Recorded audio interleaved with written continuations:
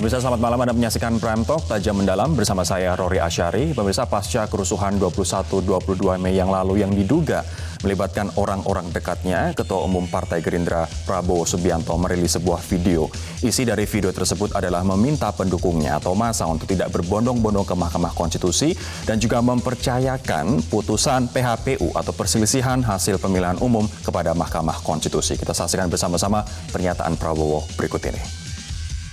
Saudara-saudara sekalian, saya mohon, samikna watona, percayalah kepada pimpinan, dan untuk itu sungguh-sungguh kalau saudara merasa mendukung Prabowo Subianto dan Sandiaga Uno, saya mohon tidak perlu hadir di sekitar Mahkamah Konstitusi.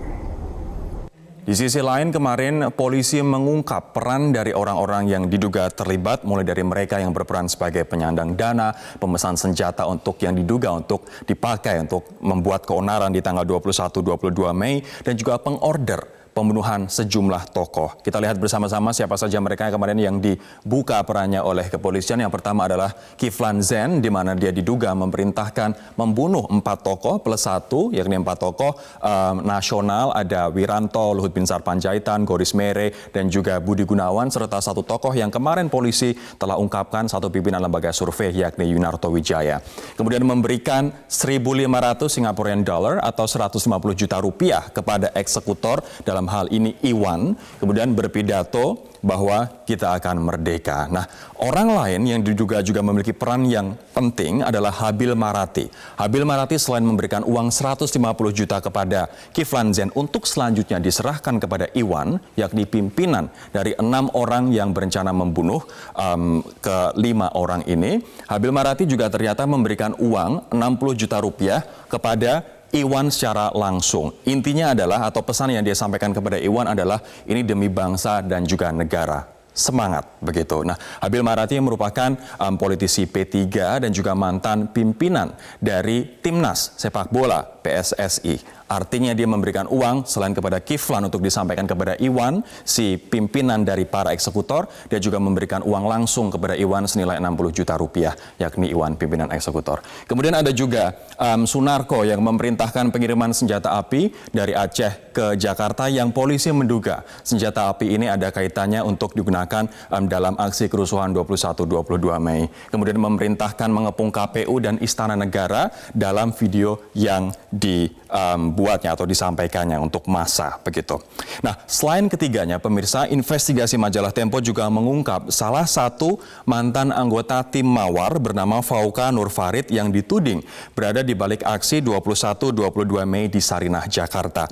Nah, Fauka sudah membantah keterlibatannya. Ini adalah hasil investigasi dari majalah Tempo, di mana dia diduga, atau menurut temuan dari Tempo, dia berkoordinasi saat rusuh 22 Mei. Hal ini sudah dibantah oleh Fauka. Dia mengkoordinir menurut investigasi majalah Tempo minggu ini, dan ini juga sudah dibantah oleh dia. Kemudian dia hadir dalam rapat-rapat perencanaan demo tersebut di tanggal 21 hingga 22 Mei. Nah, apa yang kemudian diberitakan oleh majalah Tempo, pemirsa, ini dibantah oleh mantan komandan tim Mawar, Khairawan, yang menyatakan bahwa tim Mawar sudah bubar. Khairawan juga menegaskan bahwa 1 orang yang terlibat atau 2 orang atau sejumlah orang mantan anggota tim Mawar jangan kemudian digeneralisir menjadi seluruhnya tim Mawar terlibat, begitu. Khairawan melaporkan majalah Tempo ke Bareskrim Polri dan juga ke Dewan Pers, dan informasi terakhir adalah Bareskrim menolak laporan Khairawan karena menunggu hasil dari Dewan Pers. Nah, pertanyaannya, pemirsa, kemudian bagaimana kemudian menyusun kepingan puzzle antara nama-nama yang tadi kita sudah keluarkan. Ada Habil Marati, ada Kiflan Zen, ada Sunarko, kemudian dugaannya juga ada Fauka Nur Farid, walaupun dia sudah membantah dan polisi belum melangkah lebih jauh lagi terhadap Fauka ini. Seperti apa puzzle yang sebenarnya ada? Di mana peran mereka? Apakah mereka dalang ataukah mereka sebenarnya hanya wayang? Nah, inilah topik kita Prime Talk pada hari ini, dalang atau wayang rusuh 21-22 Mei.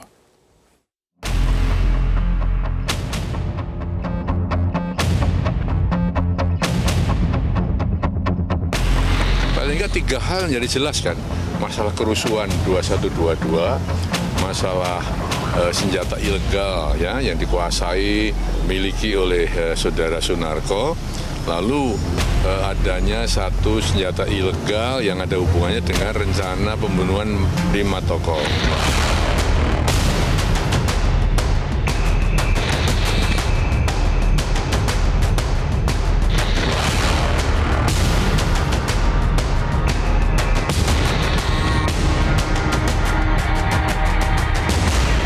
Kan dengar kemarin, Tim Mawar kan udah bubar. Ya kan, itu kan menyudutkan berarti. Tahun 99 udah bubar.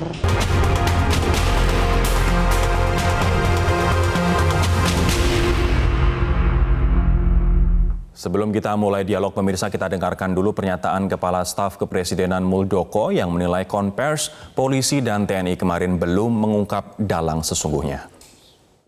Kemarin yang dikenali lebih dalam adalah bagaimana asal-usul senjata. Selanjutnya nanti akan maju lagi siapa sih sesungguhnya yang berada di balik ini semuanya. Nah, kan begitu. Nah, jadi kemarin belum sampai ke dalang kerusuhannya. Kemarin lebih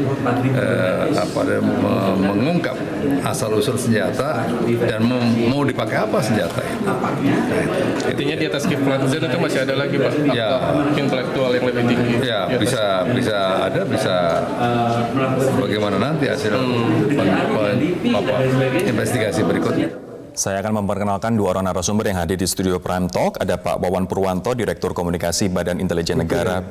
Jubir dari BIN, Badan Intelijen Negara. Pak Wawan, selamat malam. Selamat malam. Ada juga Pak A.S. Hikam, pengamat politik dan juga mantan Menristek di era Gus Dur. Pak Hikam, selamat malam. Assalamualaikum. Waalaikumsalam, Pak. Kami juga nantinya akan bergabung bersama dengan Neta Espane, Presidium Indonesia Police Watch dari luar studio. Saya akan ke Pak Wawan terlebih dahulu. Ya. Tadi Pak Muldoko sudah menegaskan ini bisa jadi masih ada orang atau dalang di balik nama-nama yang kemarin diungkap oleh kepolisian. Ya. Apakah BIN juga melihat bahwa sebenarnya masih ada dalang sebenarnya yang bermain dengan memainkan wayang-wayang, yakni orang-orang yang kita ungkap tadi?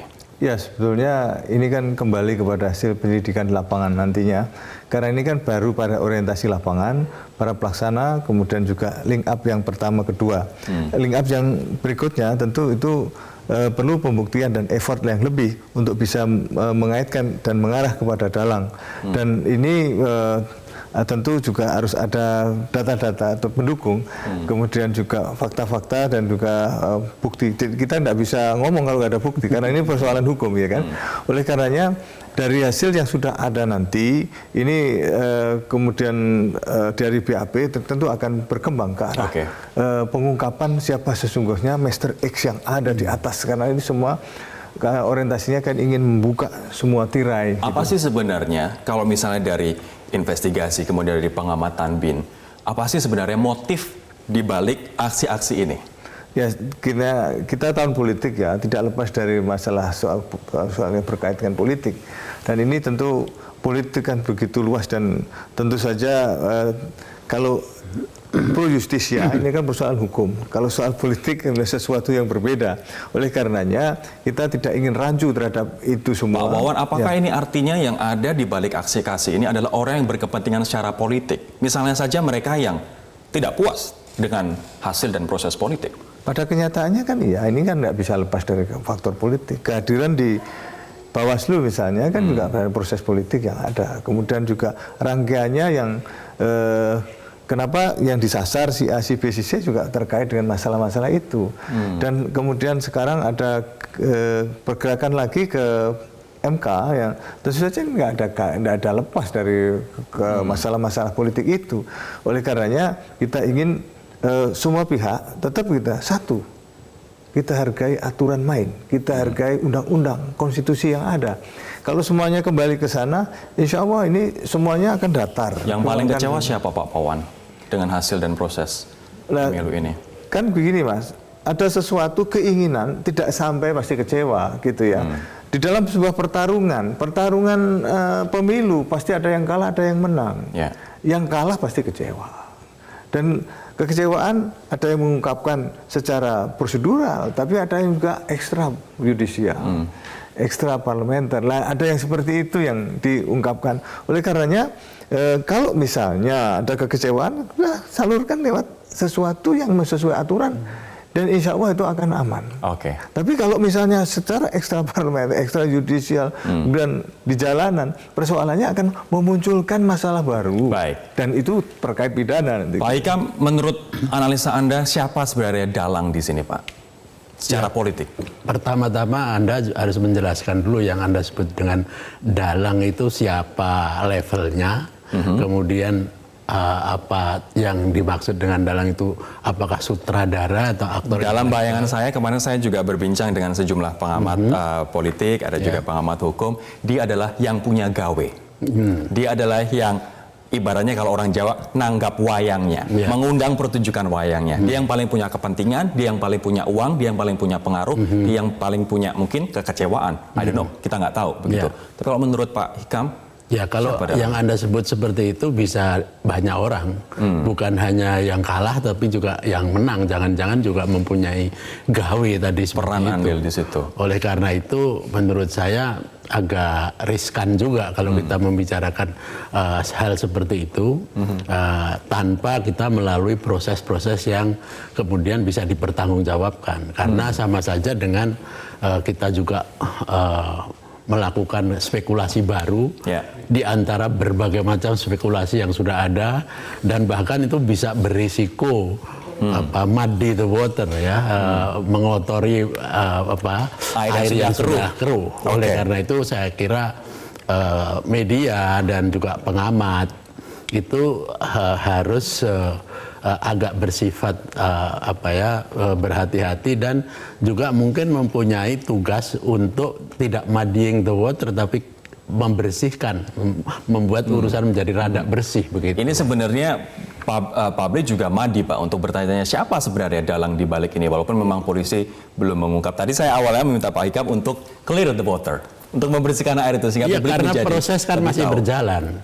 Karena kita tidak bisa begitu saja mengatakan si ini si itu secara certain. Oleh karena itu ya bagian saya menjelaskan dari sisi politik, tentu melihat masalah ini dari implikasi politiknya. Nah, Pak Hikam, kalau ngomong soal implikasi politik, hukum seharusnya tidak pandang bulu, Pak Hikam. Tapi kadang hukum juga mempertimbangkan kondusivitas politik. Makanya ada kasus yang ditunda dikarenakan mempertimbangkan kondusivitas politik begitu. Nah, apakah mengungkap dalang sesungguhnya apabila nantinya disampaikan oleh polisi ini memiliki konsekuensi politik yang mengganggu kondusivitas politik, Pak? Jelas dong, kalau soal implikasi itu kan mesti harus terukur. Oleh karena itu ada usul-usulan misalnya saja membuat tim gabungan pencari fakta. Itu juga perlu dipikirkan apakah implikasinya itu akan lebih membuat semakin terang dan menghindari kompleksitas. Menurut Anda, Pak? Ya kita belum bisa melihat apakah sudah diperlukan yang namanya TGPM. Anda belum itu. melihat? Saya belum lihat. Karena apa? Yang saya lihat sekarang ini proses yang dilakukan dalam rangka pro justisia itu masih tetap berjalan dengan baik. Dan paling tidak rakyat sudah mulai melihat dan tenang melihat bahwa polisi memang delivering atau bekerja dan memberikan buah daripada penelitian. Perkara ada yang tidak puas, ada yang masih membawa ke ranah hukum, itu resiko. Apa yang Anda paling khawatirkan terkait dengan apabila nanti misalnya dalang akhirnya berhasil diungkap begitu dan namanya diumumkan, ketidakkondusivitasan politik seperti apa yang Anda khawatirkan, Pak? Kalau saya yang pertama-tama adalah, yang paling saya khawatirkan adalah kalau ternyata ada penghentian tanpa ada alasan yang masuk akal. Penghentian penyidikan terhadap suatu orang? Ya, karena kita ini adalah bangsa yang sudah terbiasa menumpuk masalah seperti itu. Berapa banyak tim-tim pencari fakta misalnya soal Trisakti, kemudian soal pelanggaran HAM berat Timur dan lain sebagainya sampai. Artinya ini harus tuntas kasus ini. Kalau itu kemudian menumpuk dan kemudian rakyat makin lama makin kritikal terhadap upaya-upaya yang seperti itu kan nggak ada gunanya. Padahal Pak Jokowi itu mempunyai semacam start atau permulaan selama 4 tahun terakhir ini dengan sangat baik. Kalau kemudian ujungnya pada term yang pertama ini kemudian ada bukan cuma mandek tapi kemudian ada tumpuan yang lain lagi, maka kalau beliau insya Allah term yang kedua maka beliau tentu akan sulit juga untuk menghindarkan diri dari Artinya ini harus diusut secara tuntas sampai dengan akar-akarnya. Nanti kita akan kembali setelah jeda. Saya akan tanya kepada Pak Wawan, setelah nama-nama yang di-reveal oleh polisi kemarin, diungkap oleh polisi kemarin, apa selanjutnya? Kami akan kembali sesaat lagi. P3 maupun para advokat yang mendampingi Pak Habil Marati kan tidak boleh kemudian mengintervensi atau memengaruhi proses penyelidikan dan penyidikan yang sedang dilakukan oleh penegak hukum Polri. Memang kalau kita menengok ke internal P3, masyarakat saya kira juga sudah sama-sama tahu bahwa pasca pemilu 2014, pasca Pilpres 2014, di mana P3 pada saat itu mengusung Pak Prabowo, Pak Hatta, ya, dan kemudian ketika diputuskan mengusung Pak Jokowi lagi yang kemudian berpasangan dengan Kiai Ma'ruf, itu kan memang banyak atau sebagian dari teman-teman di P3 itu juga tetap mendukung Pak Prabowo, ya, meskipun mayoritas ya karena memang garis partai, keputusan resmi partai itu mengusung Pak Jokowi dan Kiai Ma'ruf, ya tentu dalam Pilpres kemarin mendukung Pak Jokowi Kiai Ma'ruf. Itu adalah pernyataan dari Arsul Sani, Sekjen P3 terkait Habil Marti yang diduga merupakan penyandang dana 150 juta dan juga 60 juta untuk melakukan aksi pembunuhan kepada orang yang bukan main-main. Pak Wawan, ini berdasarkan pengalaman Anda di dunia intelijen, masuk akal tidak sebenarnya menyuruh orang 150 juta plus 60 juta untuk membunuh 4 orang yang namanya juga nama besar dan 1 orang pimpinan lembaga survei, Pak? Ya sebenarnya kalau soal bilang masuk akal atau tidak kan dasarnya adalah pembuktian lapangan. Kalau ini yang diurai oleh para tersangka yang kebetulan mengaku dan memberikan keterangan seperti ini, nah tinggal nanti pembuktian. Ini bukan masuk akal atau tidak, tapi masalah hukum itu terbukti atau tidak, gitu ya. Kan kemudian kalau masalah ancaman, aparat keamanan itu setiap hari tentu berhadapan dengan masalah ancaman. Sehingga hal-hal seperti itu hal yang menjadi makanan sehari-hari, biasa gitu ya, terjadi ancaman. Dan memang tugasnya adalah melindungi kepentingan publik yang lebih luas, melindungi segenap bangsa dan seluruh tumpah darah. Dan itu pasti harus siap menghadapi segala risiko, termasuk risiko terburuk. Seperti itu tadi. Pak, kalau Pak Hikam melihatnya, ini kan politisi P3. Kemudian dia juga banyak berkecimpung dulunya di PSSI begitu. Arsul Sani juga sudah mengiyakan ini merupakan politisi P3. P3 kita tahu ada di camp mana pada waktu pemilu itu. Apa sebenarnya menurut Anda motivasi dari orang ini, si Habil Marati ini, untuk kemudian membiayai rencana pembunuhan, Pak? Ataukah jangan-jangan dia hanya disetir oleh orang lain, dia sebagai ibaratnya middleman untuk menyampaikan uang itu, atau seperti apa analisnya? Ya, kalau sudah soal motif pribadi, saya kira saya yang bukan orang intelijen tentu tidak bisa dibandingkan dengan Pak Wawan ya. Jadi saya menggunakan tadi aja yang dikatakan oleh Sekjen P3 tadi itu. Jadi realitas politik di dalam partai itu kan split. Di dalam soal Pilpres ini ada yang menggunakan jalan partai, yaitu mendukung 01, tapi ada juga yang masih konsisten untuk mendukung Pak Prabowo, kan begitu. Nah, termasuk tadi Habil Marati tadi itu menurut Sekjen tadi kan memang cenderung ke sana. Nah, orang yang berbeda pendapat. Iya, oleh karena itu kita hanya bisa tahu bahwa ya kemungkinan besar bahwa motivasi politik untuk mendukung calon itu bisa membuat beliau itu bisa dipengaruhi oleh kekuatan-kekuatan sehingga kemudian beliau sampai pada katakanlah menyumbang tadi yang harus dibuktikan apa benar apa tidak. Bisa dipengaruhi oleh kekuatan-kekuatan. Artinya ada juga kemungkinan bahwa dia sebenarnya disuruh oleh kekuatan itu untuk menyumbang uang. Iya, disuruh, tetapi kan kalau Anda disuruh dengan Anda iming-iming sesuatu misal. Bukan, artinya Anda memang tidak ada inklinasi inklinasi atau kecenderungan kan beda dengan kalau Anda memang sudah mempunyai keinginan untuk membantu. Jadi ada semacam double down-nya gitu ya. Nah, oleh karena itu ya akan muncul lagi nama-nama itu yang mempunyai level seperti itu. Nah, apakah Pak Habil, kemudian Pak Kiflan, bahkan Pak Narko itu levelnya cukup tinggi di dalam katakanlah konspirasi seperti ini, itu yang saya juga menunggu. Sebab kalau hanya itu saja sudah dianggap sebagai quote-unquote dalang, rasanya terlalu kecil. Makanya saya senang sekali mendengar statement dari Pak Muldoko bahwa temuan dari aparat hukum itu belum sampai kepada dalang. Dan saya berharap, karena saya bukan karena senang dengan excitement mencari orang-orang dan enggak, karena saya melihat perspektif demokrasi, Mas Roni. Kalau demokrasi itu terganggu seperti ini, dan ini cenderungnya menjadi lebih buruk, maka ini berbahaya banget. Tadi Pak Hikam mengkhawatirkan apabila misalnya penyidikan berhenti atau dihentikan ketika sampai pada level tertentu, begitu Pak Wawan. Apakah pemerintah, apakah polisi, termasuk apakah BIN, juga akan menghentikan ketika penyidikan ini menyentuh nama yang begitu besar, yang begitu punya pengaruh, sehingga memenuhi kekhawatiran dari Pak Hikam tadi? Iya, artinya begini Mas, kalau sudah nama kepentingan politik yang lebih luas, memang di sana ada istilah deponir ya. Kalau misalnya deponir itu akan mengguncang stabilitas nasional dan sebagainya. Tapi itu pertimbangan tertinggi ya dari pemerintah kita. Tentu saja tidak hanya satu lembaga saja yang memutuskan. Tapi itu nanti ya, tidak dari sekarang.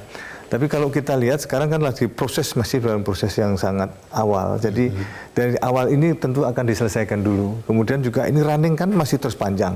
Sampai nanti pelantikan presiden itu bisa terjadi riak-riak yang terjadi ke sana. Nah, ini harus ada kalkulasi politik termasuk country risk. Harus ada kalkulasi politik. Ya, seperti sejauh itu. ini kalkulasi politiknya bagaimana Pak? Apabila misalnya orang itu atau tokoh itu dijerat? Menurut saya sekarang di era yang sekarang apa sih yang tidak bisa dijerat ya? Karena sekarang sudah supremasi hukum. Apa yang ada sudah transparansi juga terjadi. Level-level apapun bisa diajukan ya. Seperti itu yang terjadi. Hanya yang penting adalah pembuktian. Kalau misalnya pembuktian bisa mengarah pada suatu kekuatan hukum untuk menjerat seseorang terlibat di dalam suatu pelanggaran pasal-pasal tertentu, ya ini apa yang menghambat? Tidak ada, ya, karena siapapun tidak ada yang menghambat. Tidak ada yang menghambat. Kalau misalnya ada penyelesaian seperti kasus KPK misalnya, presiden yang ikut dalam lantas memerintahkan sesuatu, ini kan persoalan yang berbeda lagi, pertimbangannya kan seperti itu. Nah, begitupun di dalam masalah ini nanti, misalnya ada situ atas perintah presiden dalam kaitan atau pertimbangan-pertimbangan hukum karena tertentu tanpa terus berpikir bahwa ini campur tangan antara eksekutif terhadap yudikatif misalnya, itu kan seperti dalam kasus KPK itu persoalan yang berbeda. Tapi ini kita sampaikan dulu. Yang jelas kita ingin masyarakat ini menunggu kepastian dan lantas kita paparkan seperti apa yang disampaikan oleh Menko Polhukam kemarin. Nah, di sanalah tampak Pak Wawan, link up-nya. Bos Anda, Pak Budi Gunawan, juga jadi salah satu orang yang ditarget, begitu. Betul. Bagaimana ini mempengaruhi BIN? Begini, kalau kerja BIN itu kan setiap hari menghadapi ancaman ya, sehingga ya biasa saja. Tapi ini yang paling diancam adalah jantungnya, Pak. Oh, tidak ada masalah. Dan seorang Pak Budi Gunawan ya santai saja menanggapi ini karena memang sehari-hari memang selalu berhadapan dengan risiko. Sehingga ya ini dianggap sebagai suatu riak-riak di dalam dinamika politik ya, bukan sesuatu yang mengagetkan ataupun sesuatu yang membuat ganjalan. Sehingga pekerja tetap ada, pekerja 24 jam. Apakah ketika informasi datang, kita nggak tahu, apakah informasi datang dari polisi terlebih dahulu atau BIN terlebih dahulu, Pak Wawan? BIN sudah tahu dari awal. BIN sudah tahu dari awal. Dari 2 atau 3 bulan sebelumnya sudah ada informasi seperti itu. Hanya persoalannya kan karena belum ada penangkapan seperti ini kan secara prosedurnya kan tidak bisa diproses begitu. BIN sudah tahu dari awal bahwa ada ancaman ke tokoh-tokoh termasuk ke kepala BIN. Nah, apakah juga juga ada dugaan keterlibatan sejumlah mantan anggota tim Mawar. Apakah Bin juga tahu? Nanti kita akan bahas saat lagi, tetaplah bersama kami. Bin sudah tahu sejak jauh-jauh hari sebelum aksi tersebut rencananya akan dilakukan pada tanggal 21-22 Mei. Pak Wawan tadi mengatakan seperti itu. Apakah Bin juga mengetahui keterlibatan salah satu atau sejumlah mantan anggota, sekali lagi mantan anggota tim Mawar yang terlibat, Pak? Begini Mas, kalau masalah itu kan kita tidak bisa menjas begitu ya. Kalau mengenai persoalan itu, karena ini kan terungkap belakangan setelah ada BAP ya, setelah BAP itu muncul ya. Tapi kalau soal ancaman tadi memang sudah tahu dan sudah dikalkulasi. Hanya persoalannya kan untuk masuk itu mereka ada mengalami kesulitan. Kapan gitu. tahunnya, Pak? Ya kurang lebih 2 bulan lah. Kurang lebih 2 bulan sebelum Mei. Sebelum Mei itu. Seperti itu. Baik, lantas ketika tahu, apakah kemudian Bin dan juga polisi sudah mengetahui orang-orangnya yang diduga terlibat ini? Termasuk mereka yang menggerakkan, mereka yang membiayai, mereka yang menjadi eksekutor, mereka yang menyuplai senjata? Ya, ini kan internal ya, Pak. Kita tidak akan membuka ke publik ya. Karena memang sebetulnya kan ini intinya adalah bagaimana pengamanan internal. Sehingga ini tidak akan kita sampaikan kepada publik, karena itu menjadi dapur kita. Demikian juga. Tapi ketika tahu 2 bulan sebelum itu, Pak, ada rencana ini, bagaimana itu kemudian Bin dan juga teman-teman kepolisian, TNI bereaksi? Ya, kita bereaksi biasa saja, karena memang ancaman itu setiap hari kan ada ya. Dalam kegiatan apapun yang sifatnya mengamankan publik, kepentingan nasional, tentu ada perlawanan. Itu biasa terjadi. Sehingga kalau misalnya ini ada kemungkinan mengancam balik dan sebagainya, serangan balik, itu hal yang dianggap lumrah. Jadi bukan sesuatu yang mengejutkan. Karena ancaman itu bisa datang dari siapapun ya yang ada. Oleh karenanya ya kita hadapi dengan biasa-biasa saja. Gitu. Pak Ikam, komentarnya, Pak? Iya, saya sangat tertarik dengan statement Mas Wawan tadi mengenai reaksi yang Anda tanyakan dari Kepala Bin mengenai adanya ancaman ini. Saya melihatnya agak berbeda ya. Saya tentu admire, menghormati sikap Pak Wiranto, sikap Pak Gori, sikap Kepala Bin, yang tentu karena sudah setiap hari itu merupakan staple mereka, makanan mereka ya, ancaman-ancaman, tentu pada tataran itu ya dianggap seperti kata Mas Wawan, hal-hal yang wajar-wajar saja gitu kan. Kalau saya melihat dari perspektif yang lebih makro politik, saya kira ancaman seperti ini nggak wajar sama sekali. Nggak wajar sekali kalau kita lihat pada konteks demokrasi, institusionalisasi. Pernah nggak Anda membayangkan 10 tahun terakhir ada ancaman-ancaman? Tidak pernah. Kita selalu menyebut 2004, 2009, 2014 tidak pernah ya, Pak, ada seperti pernah ini. juga Pak SBY dulu mengemukakan ada ancaman terhadap pribadi beliau.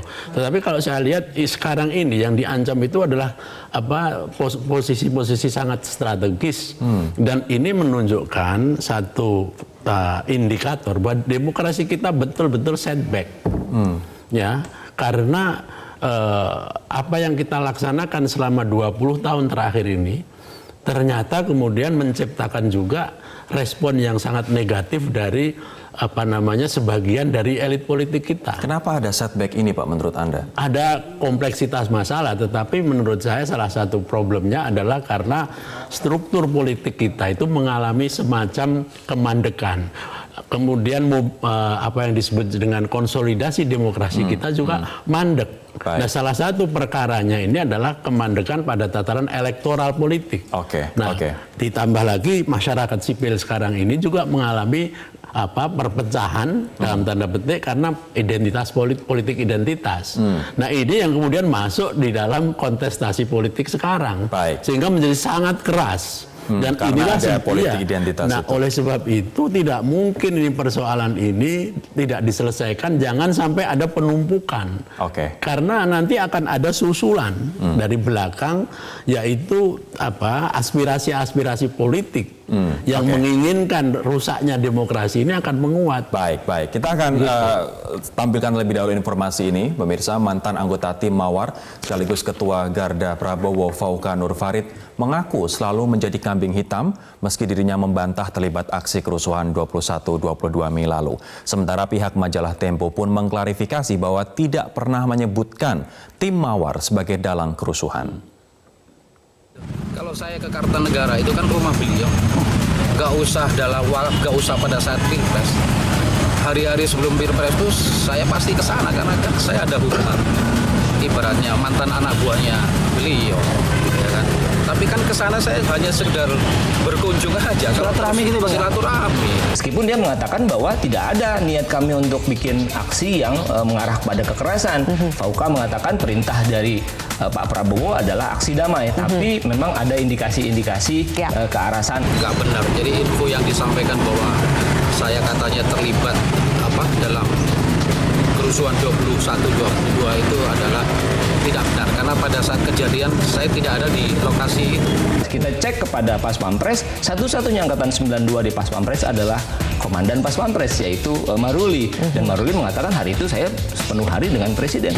Yang diberitakan bahwa saya ada di Sarina, ya kan segala macam.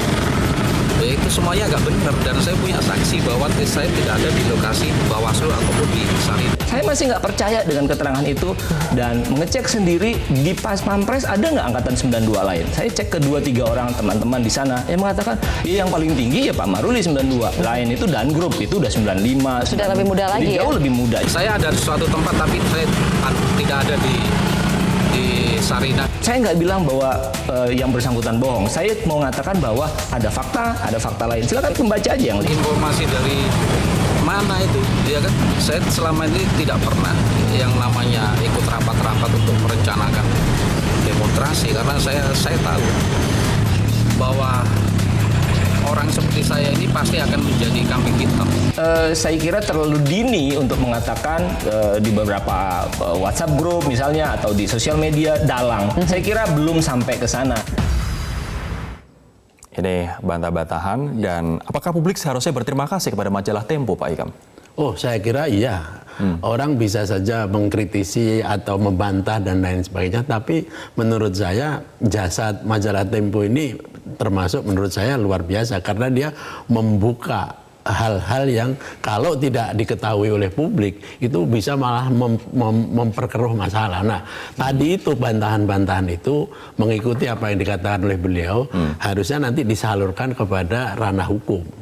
Saya yakin Tempo juga sudah siap untuk menjelaskan itu dengan semua buktinya. Jadi demokrasi itu salah satu cirinya adalah ketika ada pertentangan, ada konflik itu penyelesaiannya bukan mengancam, tapi harus dibawa kepada ranah hukum. Baik. Kita sudah tersambung dengan Neta Espane, Presidium Indonesia Police Watch atau IPW. Nanti saya akan tanyakan ke Bang Neta, Bang. Setelah jeda berikut ini, Anda sempat menyampaikan bahwa ada 6 orang yang diduga berada di balik kerusuhan 21-22 Mei, 2 purnawirawan perwira tinggi, 2 purnawirawan perwira menengah, 1 tokoh preman, dan 1 anak pemuka agama ternama.